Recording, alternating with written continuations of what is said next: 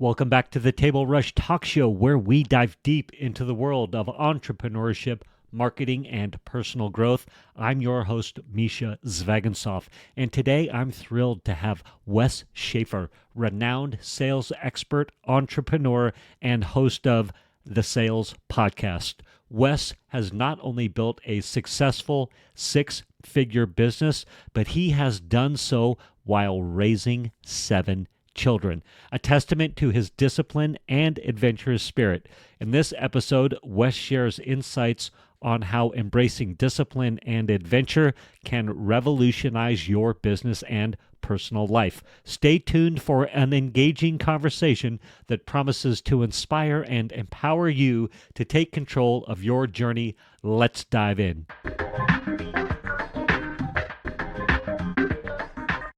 Wes, welcome to the show. I just realized there's a mistake there, man. My wife has raised the kids. Okay, I'm just trying to survive, man. Oh my gosh. Yeah, we could just start there. 7 kids. Wait, I mean, how my old? What are the my ages? wife has What's raised going on? 7 kids and me. That's That amazing. shows I am the sales whisperer, right? Because I've sold her on 29 years of putting up with this. Oh my gosh. I know. As I'm looking through your bio and your pitch deck that you sent me, or your sales kit, whatever. It's like, hey, I'm intense. I do a lot. I was doing a little digging. I love what you've got coming up. You've got your BJJ and Business Boost weekend coming up. Yep. You're into pickleball. I mean, been in the Air Force, football player. Like, oh my gosh, is she just? You had to have all those kids just to like create separation. I don't know. We need training partners for pickleball. Yeah, yeah. Hey, how old are your kids, perchance? 27 down to 10. 27 down to 10. Oh my gosh, you still have kids in the house. Still have 2 in the house. I have 4 college graduates, one in college, and 2 in the house. Wow. Any grandkids yet? 3. Holy mackerel. Tell me, what's your favorite thing about having kids? Oh man.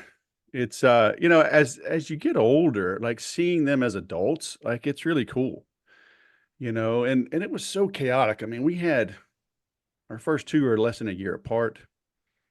We had 5 in 7 years. Yeah, 97 to '04. So it was just so chaotic, right? And you don't appreciate it. It was literally my 5th child. I always tell people she was the only one we intentionally tried to have because my wife had a cancer scare, and so we had some choices to make. We're like, no, we're not done.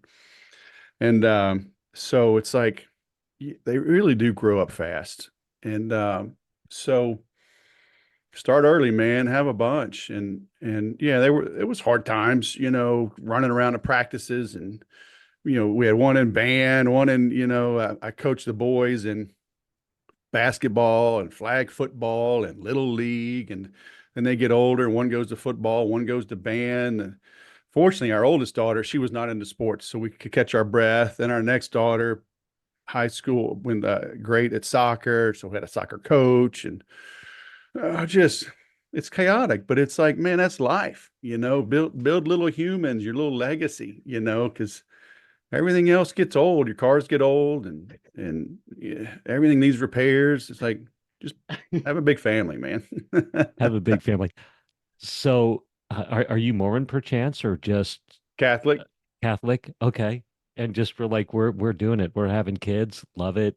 We Get have a lot of after it. Mormon friends that say, hey, come be Catholic. You can have a lot of kids, and you can drink wine and whiskey and kind of catch your breath. Have some coffee, maybe a cigar. All of the above.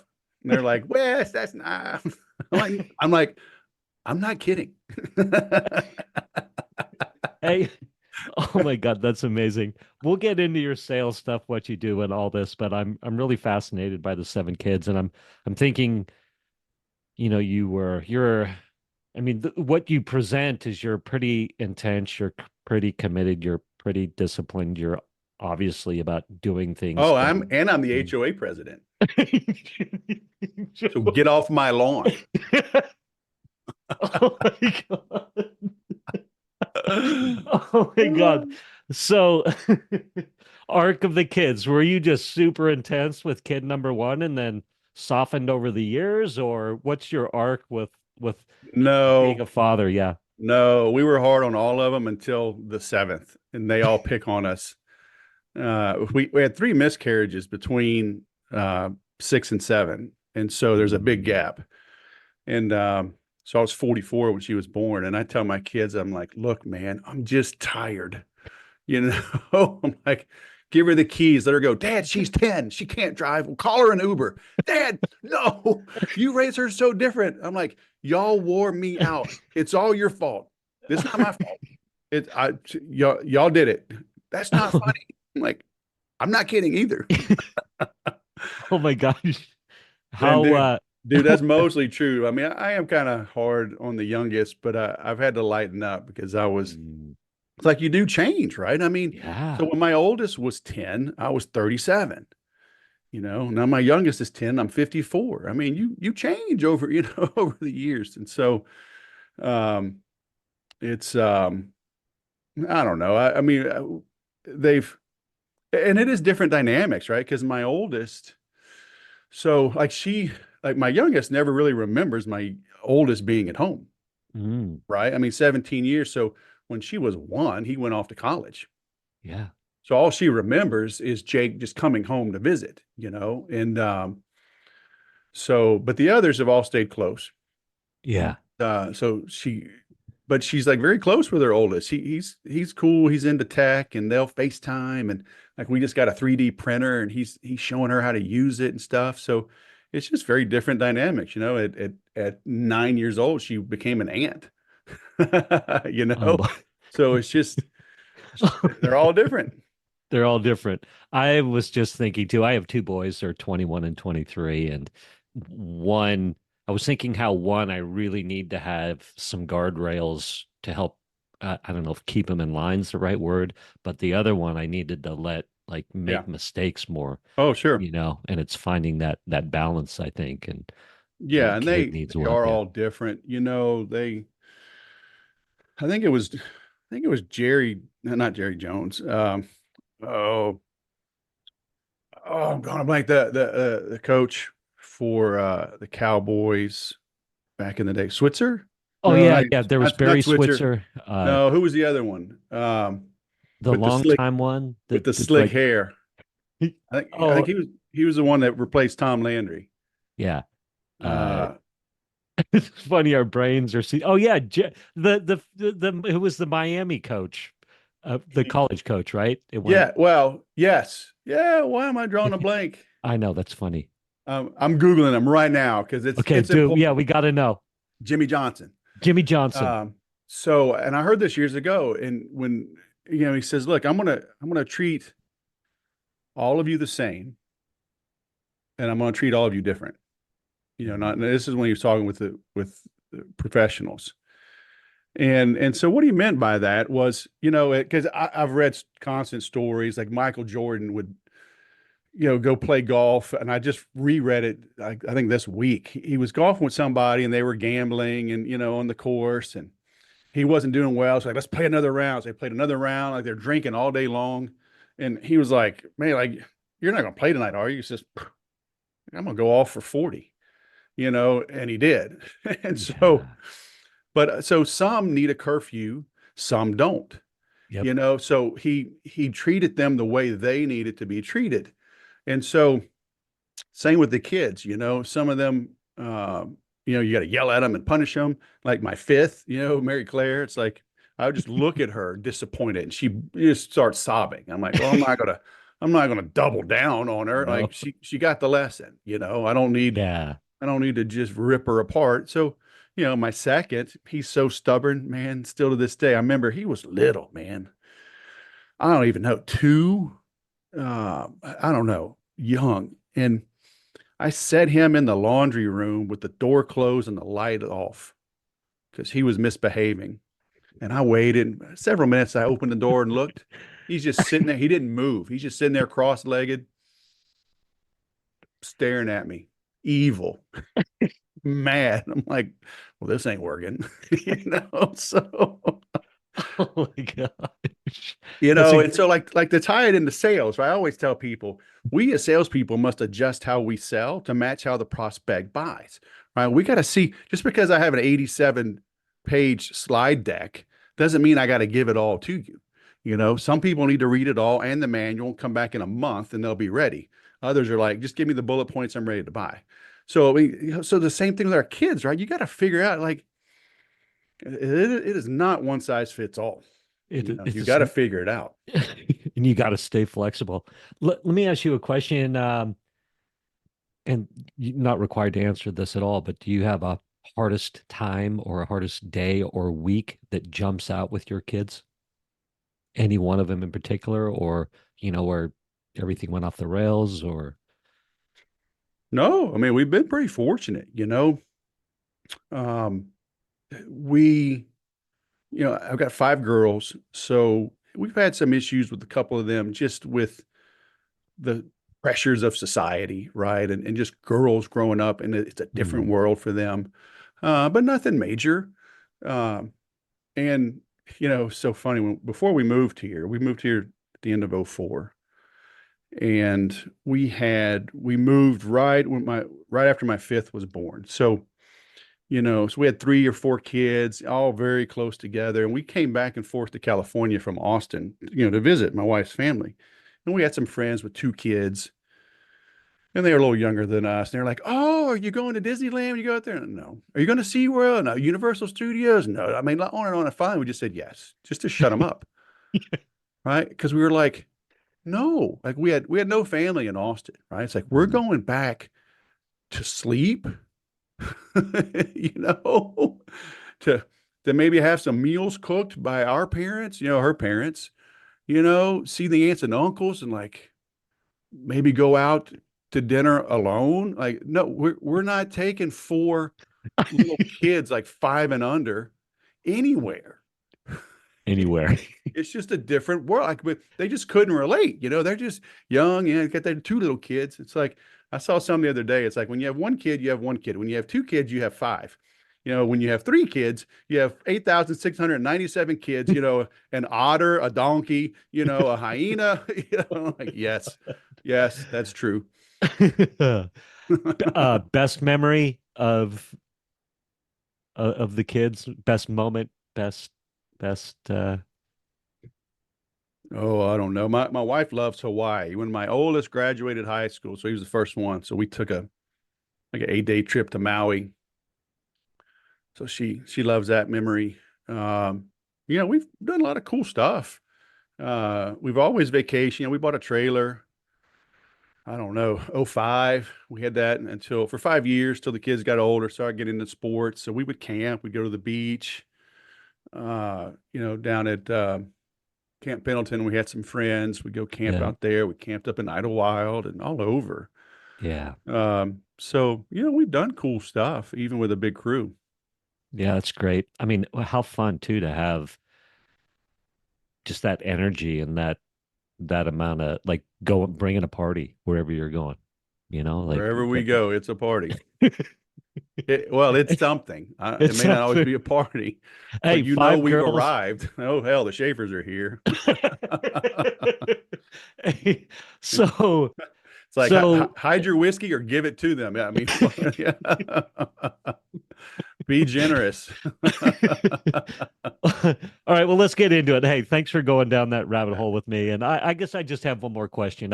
I'm inspired, impressed, just in awe.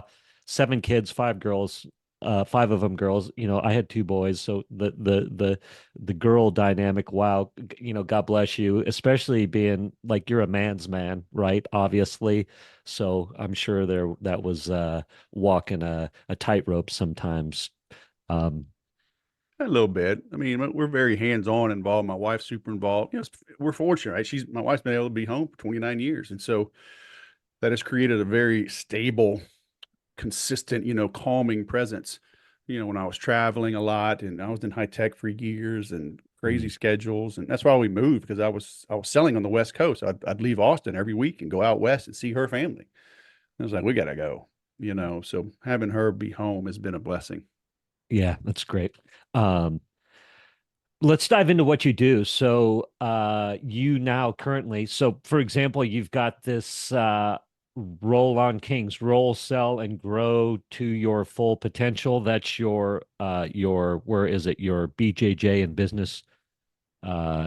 business boost, I think you call it. Yeah, Yeah, going it's on. a little passion project that I hope to develop, maybe as my full-time gig here before long. But yeah, I mean, I love jujitsu. I've done it for almost 8 years now.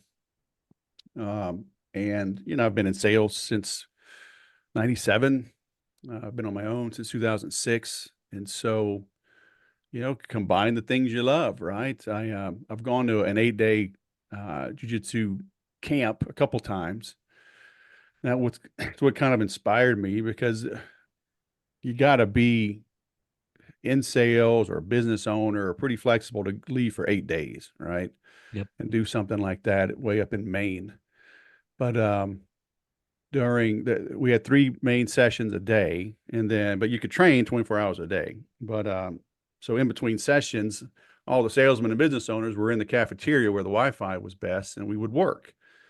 So I'm looking around. There's all kind of cool workshops. Like, guys will go to Costa Rica or exotic places and do jujitsu and surf or whatever. But it's Yeah. like, I don't know. I'm pretty intense. Like, I don't need to go somewhere for a vacation, right? I'll go with my family on vacation. So if I can go do something like jujitsu, can we also combine it with business? And so it's because everybody I know, like, I typically train at noon. And so again, who can take 2 hours off in the middle of the day? It's business owners, it's salespeople. So, I know there's something there. So yeah, I'm rolling out roll on Kings. Well, I love it. I was checking it out. I thought it was brilliant because I'm just like, hey, this is really, really cool to combine your passions, right? Yeah. And I have a ton of friends. I haven't caught the jujitsu bug, but I have a ton of friends that have. Well, And we're in the Mecca here, right? I mean, when the Gracies moved from Brazil to the US, they moved to like the Torrance area. So Southern California has been the home of Brazilian Jiu-Jitsu since, like, whatever, the 80s. So it yeah, makes sense. I mean, there's a lot of schools out here. yeah, a lot of them. Yeah, there's one right up the street. It's on West Lake over by, I'm sure you are probably aware of it, which I knew the name of it, but it's off the lineage, the Yeah. names Oh, on yeah. there and everything. Yeah. If you see, guy, I've been lucky. I have little tiny baby ears, but they have grown in jiu-jitsu a little bit. So if you see somebody with big cauliflower ears, just walk away. Yeah, right. Let them go in front of you. Do not pick a fight. Oh my God. Because That most is, jiu-jitsu guys, dude, they're so surprising. It's like the guys that'll wreck you, a little skinny dude, a guy with a dad bod, and like he's a third-degree black belt. He will just destroy you. Like, I what? know. This does not compute. I'm used to big muscle-bound guys. Like, oh no, the muscle-bound guys, they're done. They're done in about 30 seconds. No It stamina. never fails, right? I mean, I'm a big guy. I'm 6'2", about 230. And so I get a lot of the new guys when they come in. My instructor, he'll pair me up, and 25-year-old Marine, full of piss and vinegar, and could chew nails.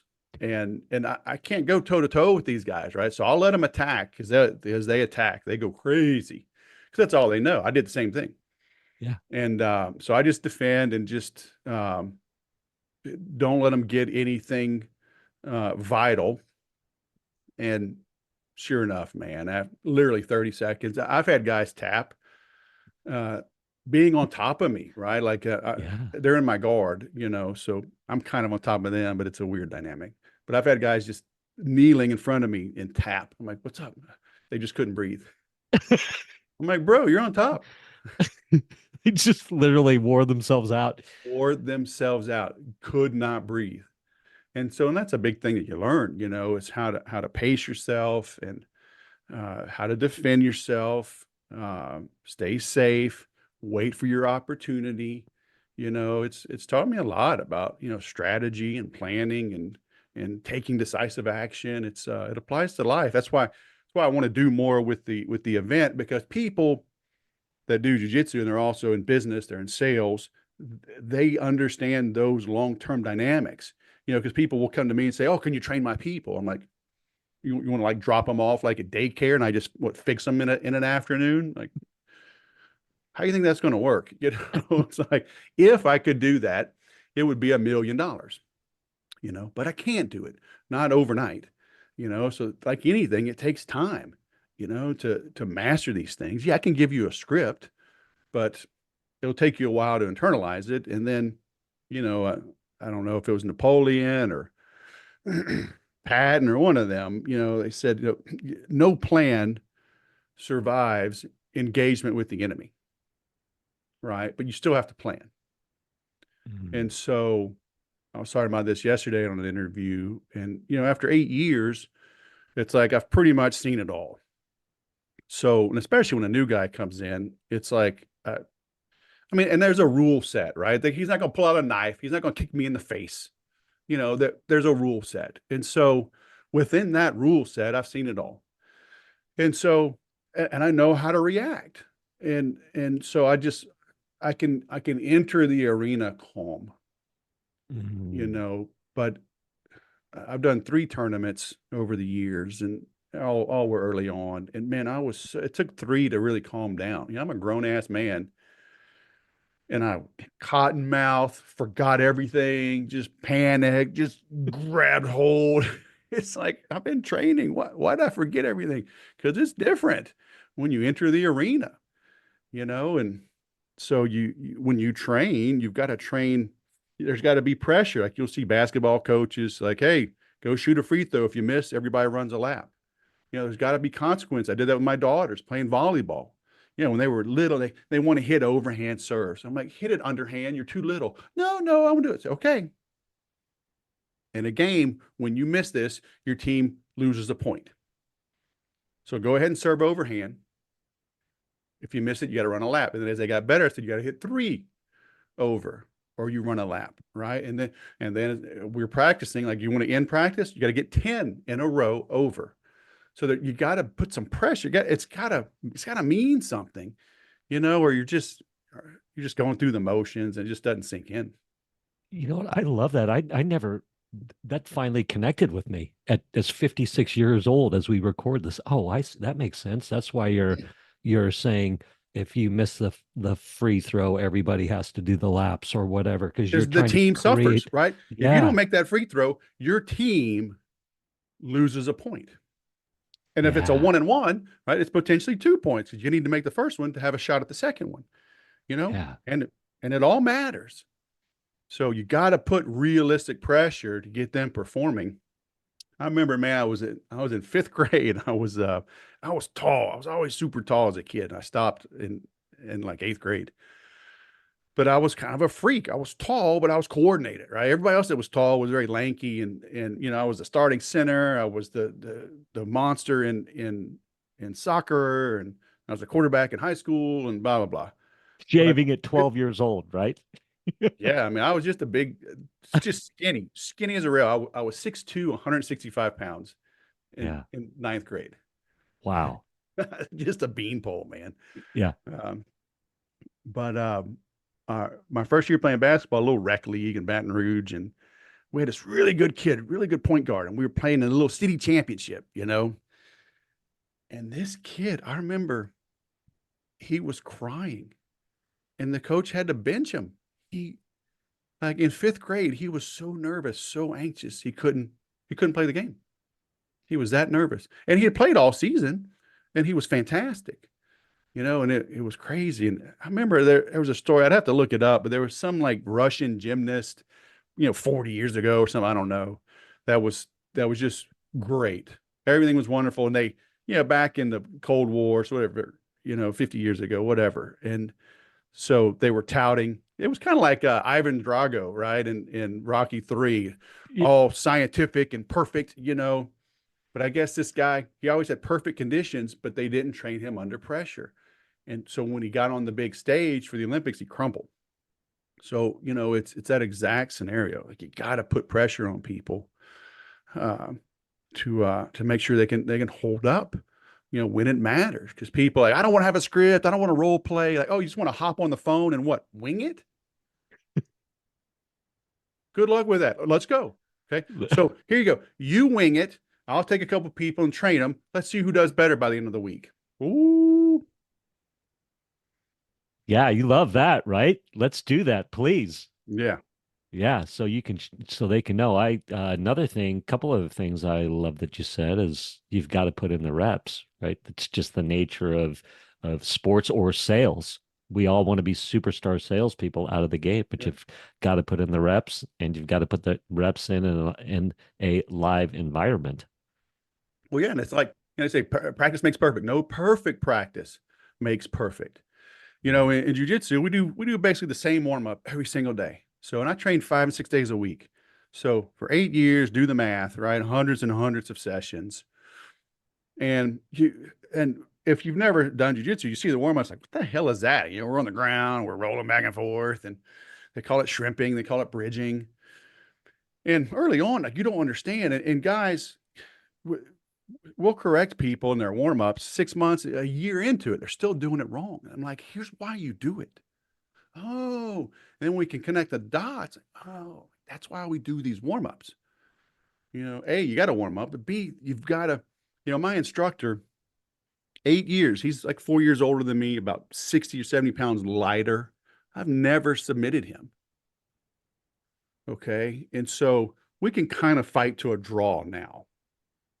But like if this was boxing, like I should have been, you don't fight somebody 70 pounds heavier. Yeah. Wrestling, they just destroy you. But jiu-jitsu has the technique matters. But he has never beaten me with anything exotic.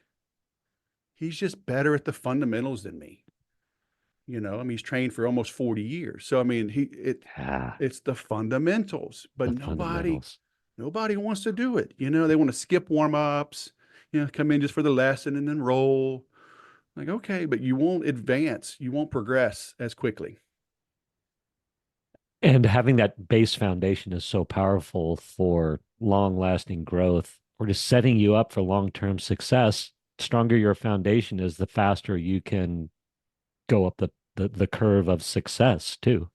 I mean, saying it's like duh, but it is interesting how a lot of people miss that. Do you think over the last 40 years there's more of a people are less interested in fundamentals, or same thing? Like a 25-year-old sales guy 40 Nah, years people are ago. always looking for shortcuts. And the problem now are all the internet bros, the influencers, the thought leaders. They're just hyping stuff up. I mean, do any kind of background on most of these people. You will see literal criminal records. Guys, guilty of fraud. Mm, Uh, here's my 10-year-old going going to, where are you going? San Diego? Going to the zoo. amazing. So literal fraud, testifying against their friends to avoid jail time. Guys literally ripping off their mentors, going through a course, changing it from a blue logo to red and selling it as their own. And like not even fighting. Right? People say, this dude stole my stuff. They're like, yeah, okay. So we're inundated with, 3 steps overnight, 6 figures, 7 figures, 10 figures, 9 figures. If you don't have a jet, you suck. And it's so bad. It's so bad. And but we fall prey to it. And when you're young and impressionable and like oh yeah, that looks so good.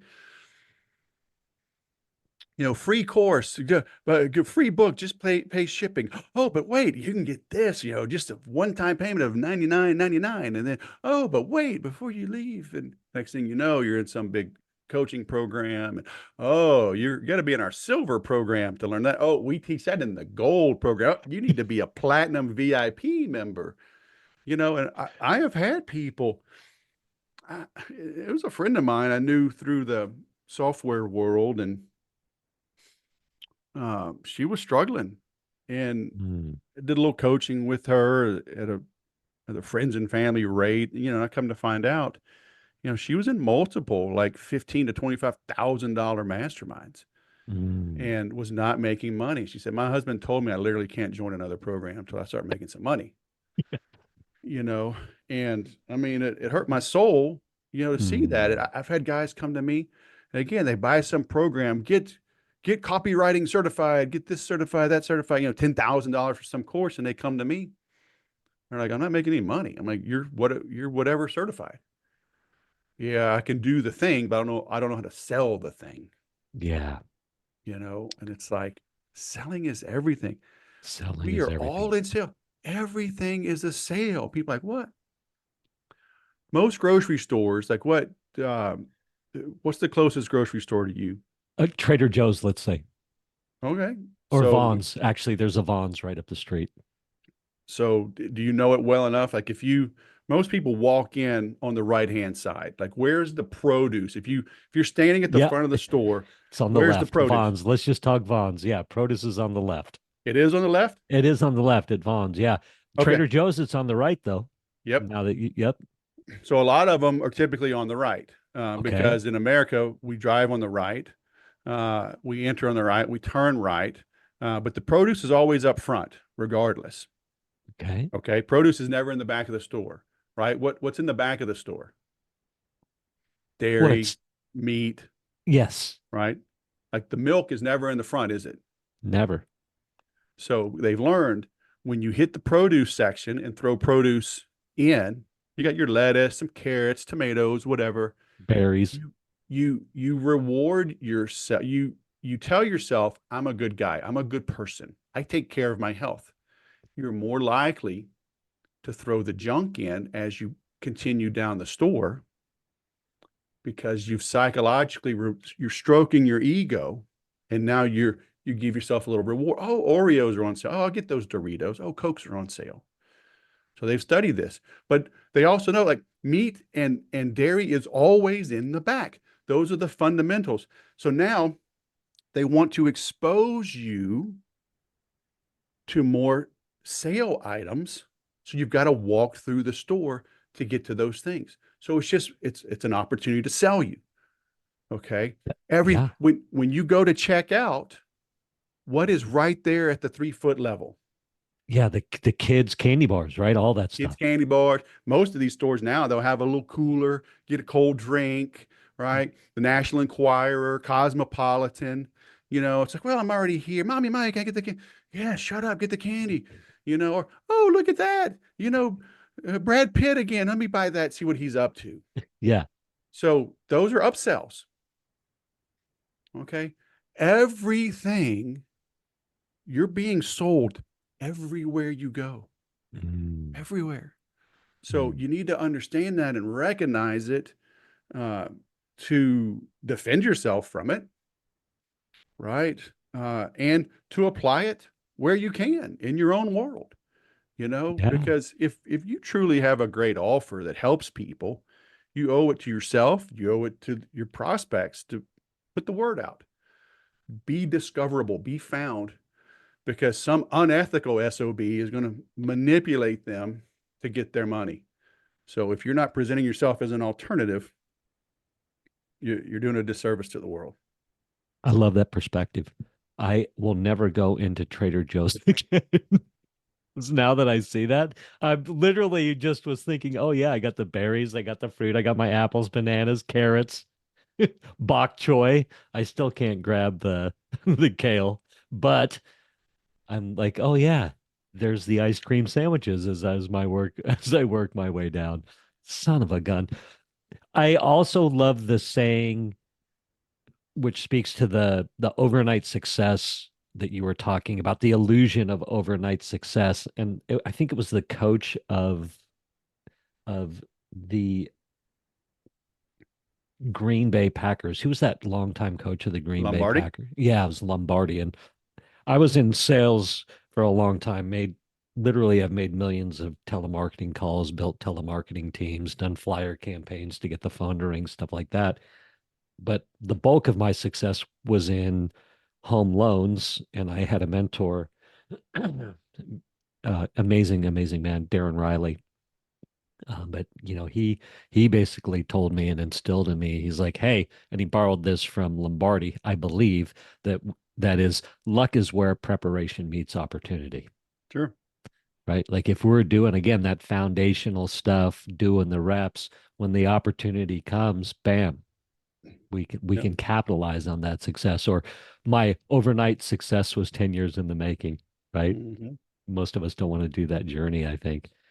Yeah, in the military, we say prior planning prevents piss poor performance. And then quick, how long were you in the military? 9 years. 9 years. And then you left because your body broke down or got over it or No, time to no, go I corporate didn't. life I didn't or do anything crazy in the military. No, I was a commissioned officer and just I wanted to get into sales. I owed five Hmm. years active duty after the academy, and so it was what we call five and dive. Five and die. So real quick, so now you obviously train up salespeople. I do want to talk to the power of scripts. I think scripts are so powerful, especially if you're new in sales, especially if you're trying to learn how to sell. It's like follow that script and then you can start to adapt it and bend it and make it your own or call it what you want as you learn it. Uh, um, so we can dive in on scripts a little bit, but I'm also curious, who's your favorite customer these days, or who are you helping? Who's coming to you and saying, Wes, I need help. How are you helping them? It's like W-2 salespeople, that are, and that's how I got started. I was investing in myself, just always wanting to get better. So, I've got a program, an affordable program where they can jump in and group calls and I help them. The kind of the solopreneurs, the speakers, authors, consultants that they got to dial it in, and small business owners, uh, small team, 5, 10, 15 people, and they gotta get better. They, as the owner, and the face of the business, they reach a certain level just through tenacity and will and passion. But it's like to grow beyond that, like they need some systems in place. And because I've done a lot with software, so I can help them with uh, some automation, some cadences, some pipeline development, stages, helping them dial in their offers. Most people have too many offers, um, because a confused mind says no. If I see your website and you offer me 20 different things, where do I start? Yeah. Offer three. I'm literally doing that right now. I'm ripping stuff away. I'm changing domains, changing hosts, changing email providers, and just simplifying, stripping things down. So we're all guilty of it. Uh, so um, I said individual salespeople, smaller businesses. I've done work with. I mean, I trained Dell for 10 months years ago, and it made great money. And but you don't move the needle, at a Fortune 34 company. So I want to see the fruits of my labor through my clients, right? So it's typically smaller businesses. Yeah, I bet it's funner too. It's just funner. Yeah. I'm imagining. Yeah. Yeah. And I give people unlimited access to me, and they're like, what? I'm like, look, it doesn't mean I'm working 100 hours for you. We'll have scheduled calls, we have group calls, but like if you're struggling and, because most people, it's like I tell the story years ago when I was in high school, a buddy of mine had a whole gym in his garage that his dad built.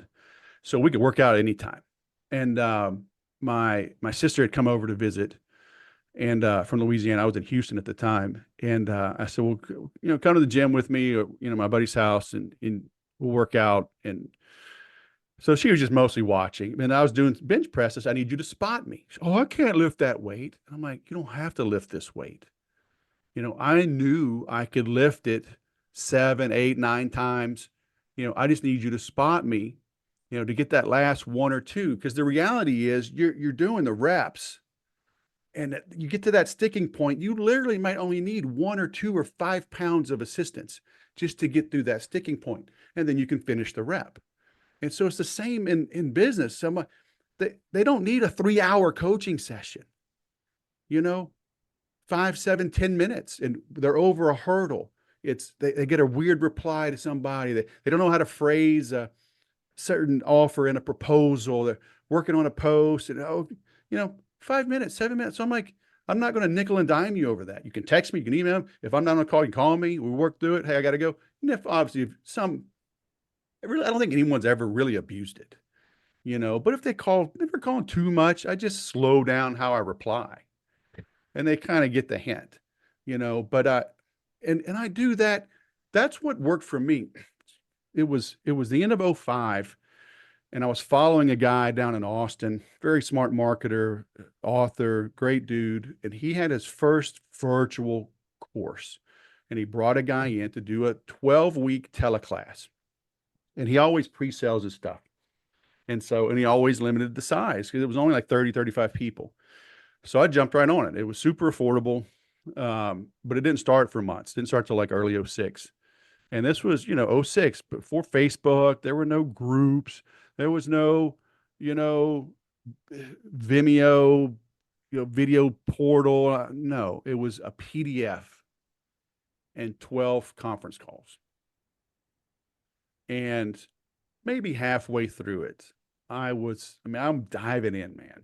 I'm gobbling this stuff up. I'd made good money up until then, but I was working very hard for it. And I'm like, there's got to be a better way. And so I just kept asking questions in the group, and I was missing something. And I remember Steve said, look, give me a call. And that was not part of the program. There were no one-on-ones offered in this course, but he saw that I was hungry and I was sincere. And I still remember I was talking about Torrance. I had an appointment in Torrance. It was my biggest client at the time. They became even bigger. I was, and Southern California traffic. I'm driving out from Murrieta. I got to hit the 91.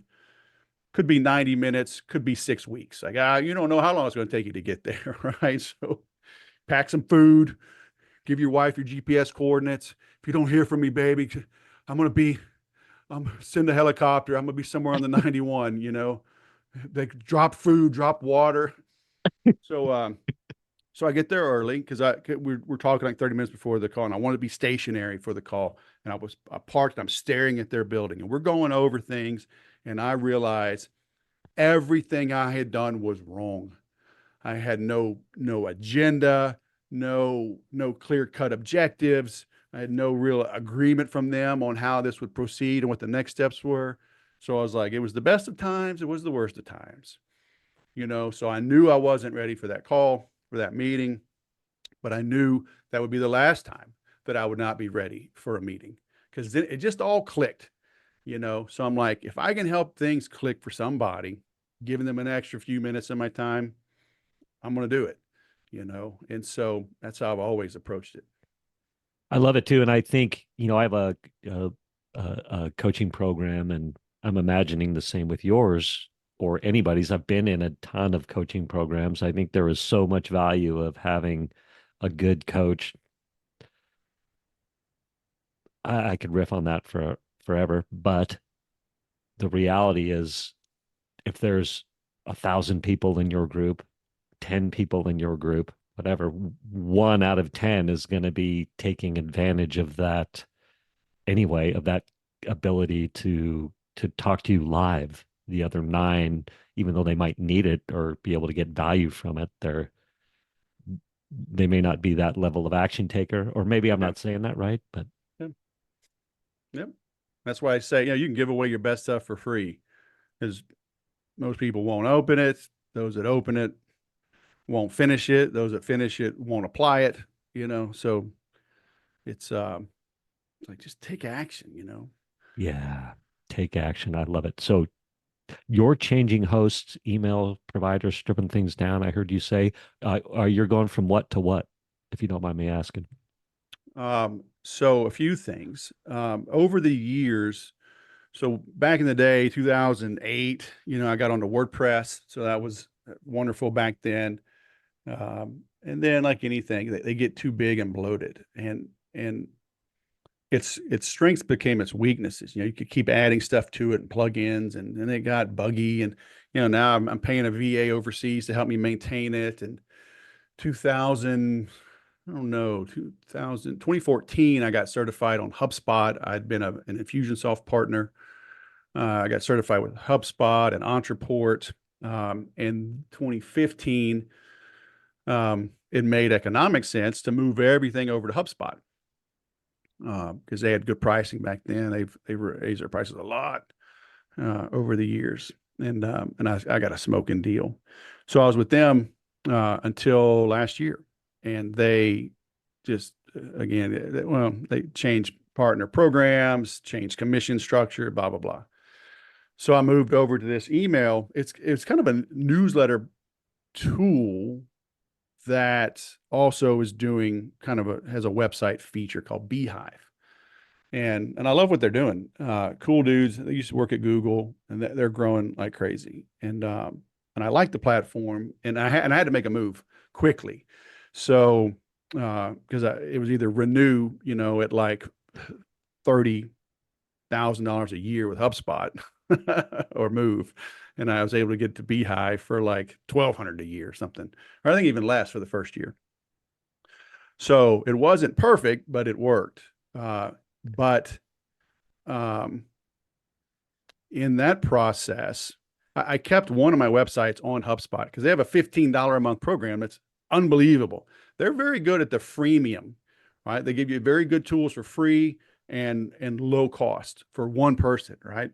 So I kept that. I'm like, holy crap, this really is a good platform. And I could do 99% of what I needed on that. So I've been in this tech space for so long. I've got a podcast called the CRM Sushi Podcast, where I have founders like demo their tools just to help people make a good decision because there's so many tools, and so long story short, in this process, a couple of friends of mine I've known for many years, super smart guys, have developed a couple of things. One, this guy's a copywriter, Ben Settle, and Troy Broussard is a techie,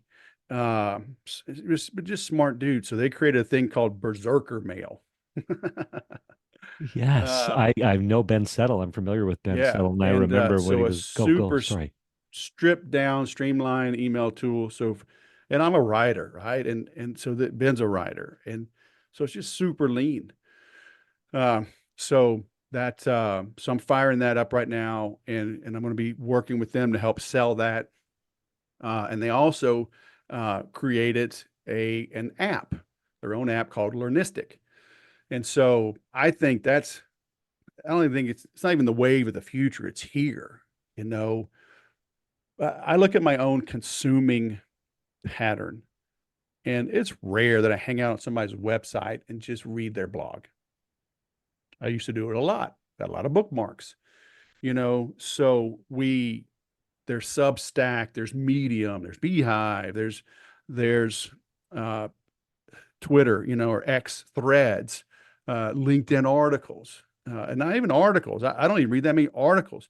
I read the posts, which are limited in size, right? An article can be huge. Your posts on LinkedIn are smaller. So I'm consuming even on Instagram, right? I'll read somebody's post or reel or carousel. So it's like, how are we consuming data? And then, Infusionsoft over the years changed their partner program, and I lost a lot of recurring revenue. HubSpot changed their program. I lost a lot of recurring revenue. Uh, Facebook, I'm constantly, being warned. I've been suspended 3 times on Facebook, and every time it was for a tongue in cheek, rhetorical thing. I'm like, oh, good grief. So you're not in charge of that, right? You don't own these things. So you can own an app, you can own your email list. So I'm making steps to do both of those. So, a year from now, who knows? It just may all be on my app because I'm still learning it, but I'm taking my newer podcast episodes, I'm uploading them there. I've got a couple of premium offers that I've moved over there. So I'm just learning their system. And because it is simpler, um, they don't have all the hooks and integration. So I'm just figuring out the onboarding. Like if you buy, how do I connect it, upload, give you the login credentials and blah, blah, blah. But, it's a new world, man. So, and just getting older too. I just don't have the patience anymore. I've been there, done that. It's like, give me something that works and, let's go make money and do jujitsu. I love it. Hey, so your learnistic is what you're moving to. Is that what I'm hearing you say? That's where your So Berserker Mail will be my email tool by the end of the year. That's all good. And it would be now, literally it'll be by the end of the month, but because I moved my list over and at the same time I'm changing domain. So the name I'm going with now is called the Business Fixer. So a little more expansive than just sales. And my URL is Fixer Wes. Because after 18 years of the Sales Whisperer, people can't hear. Is it the? I had one person go V Sales Whisperer. I'm like, are we German? The Sales Whisperer. What? Yeah, E-R. Yes, two E-Rs. Two E's? No, E-R. Never mind. So I'm like, why did I make this so hard for all these years? So it's just fixerwest.com. So much easier to say, easier to spell. And then that technically forwards to wesschaeffer.com. And of all people, if you used your name as a URL, you would be invisible. Nobody would ever spell that. Right? So ever. you got to come up with something simpler.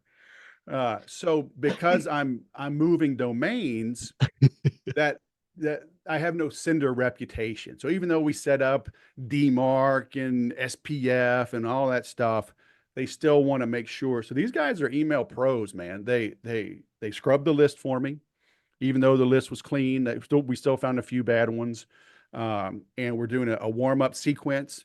So they don't want to just hit the list full boat. So we're hitting like 300 and a little more until the whole thing's done. So if I didn't do all that, if I was just changing providers, just switch and send. Yeah. But they're serious about their reputation, sender reputation, IP addresses, all that stuff. And so, and it's a very high touch, concierge kind of service that everybody gets. So it costs more, but it's worth it. If you're serious about owning your list, if you're serious about email marketing, which is not dead, then it's the way to go. Yep. And Ben Settle's an old pro. And the other Oh guy yeah. you said, who was the other person you said? Troy Broussard, he's got a much lower profile. He was very upfront and, over the years, but he's a man of many talents, military background and very smart. He's got his fingers. He's got a trading program, stocks. That's where he makes most of his money now, but Mm. he and Ben are partners. And so they made the email tool and they made the app. And so I'm helping them now with Yeah. those. Amazing. How big's your email list, if you don't mind me asking? The one I'm bringing over right now is small. It's only like 1,100. Oh, wow. Yeah, I'm So would you stripping say it in your, all down, man. I've jettisoned everyone. If they haven't engaged, it's like I'd rather, they say it's better to have 10 people 100% convinced than 100 people 10% convinced. love You that. know, go with who loves you. So powerful. Tell me about your podcast guest speaking strategy, because I think if I heard you correctly, you said yesterday I was on a show. You're on my show right now. I'll be on your show later today. What are you doing with your podcast guest speaking strategy? Talk to me about that. Really just asking. After 11 years, I get pitched a lot from agencies. So when they pitch someone to me, I'm like, hey, can you get me on a show? And they go, yeah. Love it. So it's really that simple. right? But it's simple because after 11 years and between the two podcasts, over 700 episodes I've published. And I first started in '09. I just didn't stick with it. But in 2013, I did the sales podcast and stuck with that. So it's easy now, that 11-year overnight success, right? So, Oh so my it's just gosh. asking, and some, they talk about doing like different outreach and so if people want to be on shows, it is easier than you think. I'm like literally you can just ask, but you can hire like overseas folks. They can scrub uh, databases, uh, get you a list of shows in your niche, get you contacts, and then you can just do some outreach to them and ask. Yeah. I get directly pitched a little bit, and I give them a consideration. If they look interesting, I've had guests on that just straight up ask me, but most of the time they're hiring a firm and the firm's doing the outreach. And now over time, I've got relationships with a lot of them. And so they know how I roll. So like, hey, yeah, we can get you on this one if you take this guy. I'm like, okay. Yeah. For your podcast? So you've got two and you're publishing weekly on those? A little more. The tech one, I've been sporadic over the years. Starting to do a little more on the sales podcast. Man, it's originally it was weekly, but yeah, I might do two or three in a week right now. It's just a lot of people And popping then up. how are you finding these people? Is it mostly via agency or Ninety you'll percent agencies will pitch me, and I'll look at them, and 10% I'll just see somebody looks interesting, and I'll just reach out. love it? They almost always say yes. Have you started asking the agencies for anything in return other than a swap? So because I get pitched by agencies all the time for my podcast, I was actually going to start charging a booking fee of some sort. Yeah, do it. Yeah. Are you doing that or? Yeah, dude, Yeah. I've got a template. I use HubSpot, right? And they've got templates, but you could do it in Gmail. There's templates. And I just reply and I go, hey, here's how I roll. Yeah. We can trade. Um, we can do a podcast swap. So the guest has me, I have them. We do a trade. They get me on a show, someone else, or I ask for a fee Yep. Love because it. it's overwhelming. Literally, I mean, dude, I get at least 5 a day, uh, Yeah. at least. So Yeah. I had to do something to stem the tide.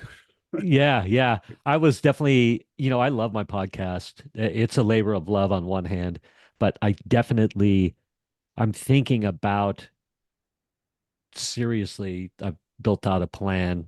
Time to start executing. I think there's a lot of value in jacking up the interview price and then providing content. So get the people to slice and dice the content for you. Just provide all these things. There's so many people out there that are dying to get on podcasts Oh yeah. that want these assets. So Well, it's I started, I don't know, earlier this year. Well, years ago, I tried Riverside for a bit and it was lacking. But earlier this year, I went back to them and man, it's powerful. Transcribes everything, gives you the snippets. You can set the pace, clean it up. Uh, it'll smooth the audio levels, uh, export it high def, low def. So I take the high def and put it up on YouTube, take the 720, put it up to my app. Um, like I said, transcribes it, gives chapters, gives takeaways, gives sound bites, gives a description. I mean, does it all instantly.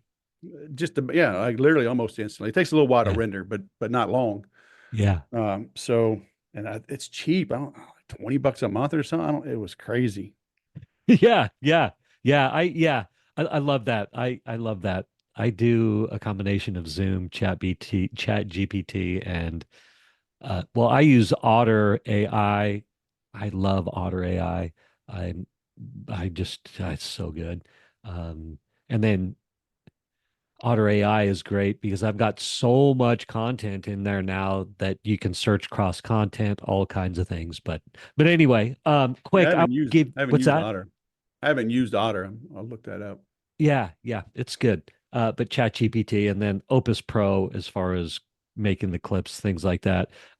We haven't talked about a ton of where people can find you. I know you've got your 12 weeks to peak program that you're running right now. You want to give me 30 seconds on that? And if anybody watching, listening, I'm going to tell them where to go. But maybe you want to tell them where to go in a Well, we talked just fixerwest.com, right? You can get everything there. But yeah, 12 weeks to peak.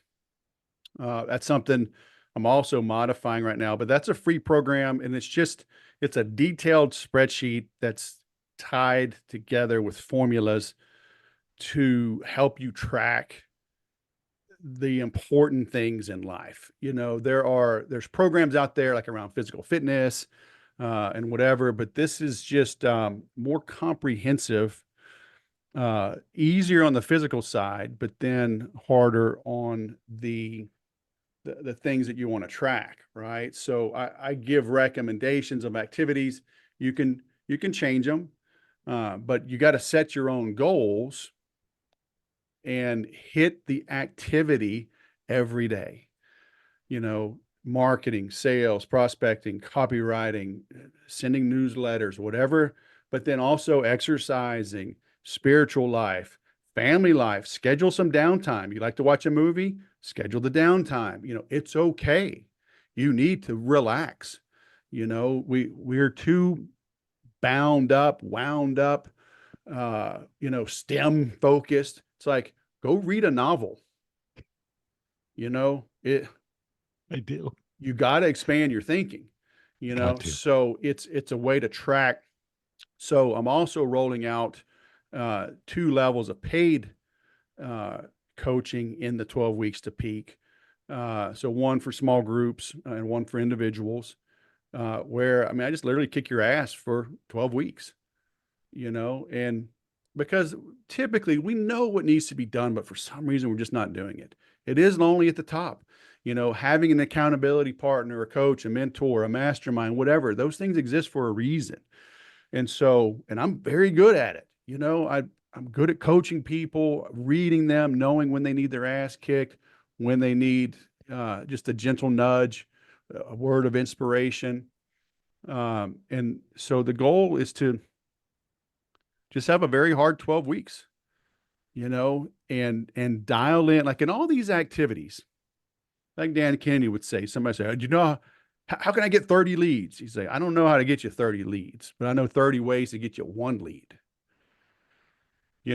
So everybody's different. Maybe I give you advice on how to spruce up the podcast. The next person, I give them advice on how to do better cold calling. Another one, I give them advice on how to write a book, whatever. So after 27 years in business and 54 years old, it's like I just know things. There's a funny T-shirt. It's like I drink coffee and know things. It's like, okay, that's true. That's me. I drink coffee and I know things after 54 years.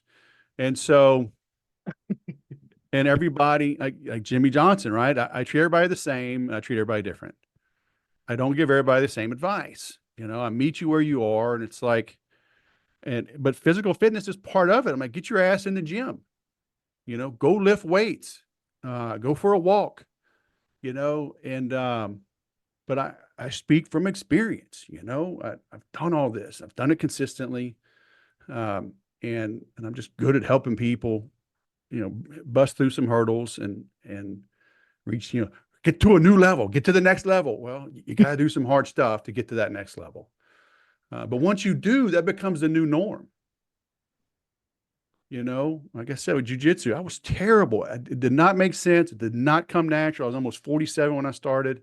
I was in weightlifting shape. I had done an open water swim for a couple of years. For 7 years, I did this Tampa Bay Frogman swim, and it was, it's 3.5 miles open water swim.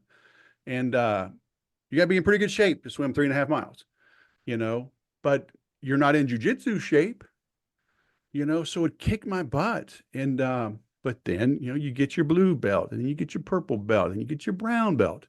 And so you reach new levels, and it becomes your new norm.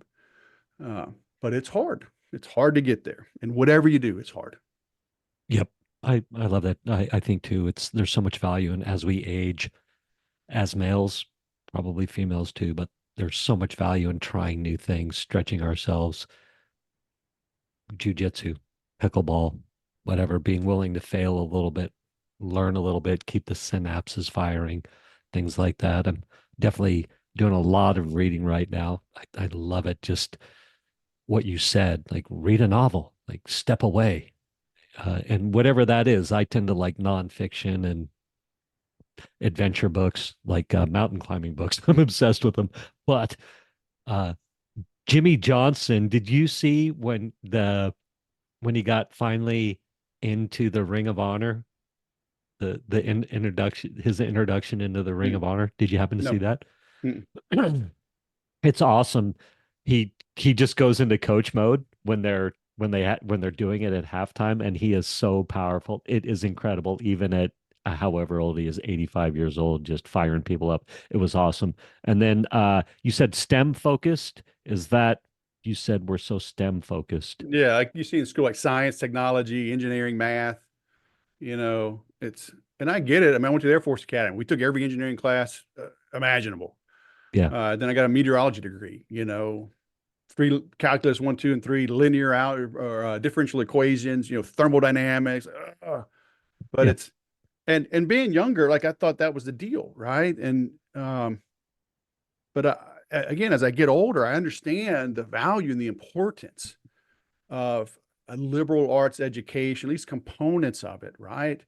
Reading the classics, appreciating and understanding the need for art, for beauty. This whole industrial, architecture. Look at the clean lines. Like, okay, it's crap. It's just, like you look in Europe, these old churches, some of these took 600, 700, 800 years to build, right? When people, a simple people, right? But who understood the value, the importance, and the need to be part of something bigger than yourself. Like they would work on something that they knew they would never see completed. There's some big one. I think it's in Barcelona, like it's opening in the next year or so. Like it's massive. I want to go see this thing. But again, I think 600 years. It's finally getting yeah. finished. So bring back the classics. It, There's value there that it was taught for thousands of years, at least 1,000 years for a reason. hey, So, it's so humbling to go to those old European cities and to go into that old architecture and to see true, rich history. yeah, they're like, oh, see that outhouse? Yeah, that outhouse is older than the White House. Oh, that outhouse is older than your entire nation. Like, oh, damn.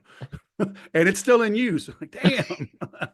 Exactly. Hey, we could keep going all day. Obviously, I want to be respectful of your time. This has been a ton of fun. Before we hit stop, is there anything you're inspired to say, you want to say, last comments, anything like that, Wes? Yeah, I mean, thanks for having me. And, like I said, just hit fixyourwest.com, look around. Raise your hand, reach out. I don't have any swanky, fancy trickery, upsells. Find me wherever you hang out, LinkedIn, X, Instagram. I don't have an assistant doing that stuff for me. So if you message me, you'll hear from me. And my cell phone's on there. I offer a free consultation. So click the contact us, let's talk, see if I can help you. Amazing. I'm going to hit stop and we'll say goodbye offline. Thank you for listening to this episode of the Table Rush Talk Show. For resources to help you sell your stuff, go to belove.media/resources. That's belove.media/resources. And be sure to subscribe, comment, 5-star, and share. Thank you again for listening.